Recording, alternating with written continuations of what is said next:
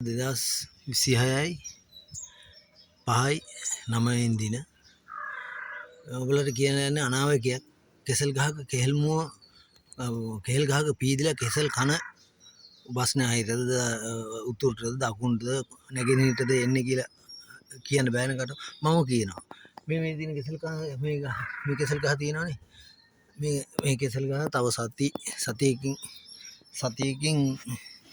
සතියකින් දෙකකින් විතර පීදෙනවා. පීදෙනගෙන කෙහෙල් මුව එළියෙනවා.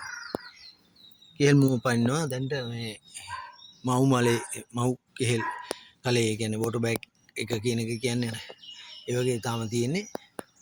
දැන් බලා ගන්නකො මේ වහලයක් උඩ ඉන්නේ මම. මේ මෙහෙම කළා දැන් ඊගාට ආයි මම පින්නවා මේක එන්නේ මෙන්න මේ කෙහෙල් ගහේ කෙහෙල් මුව එන්නේ මේ පැත්තට. මේ මෙහෙම මෙහෙම මෙන්න මෙහෙම ඔන්නෝම වෙන්නේ. කියන්නේ මෙහෙම වෙලා මෙහෙම මෙන්න මේ පැත්තට එන්නේ. හරි මේ පැත්තට එන්නේ බලා ගන්න. බලමු කොහොමද එන්නේ කියලා.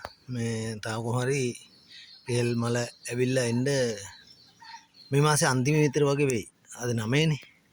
හරිද? බලමු කොහොමද වෙන්නේ කියලා. හරි.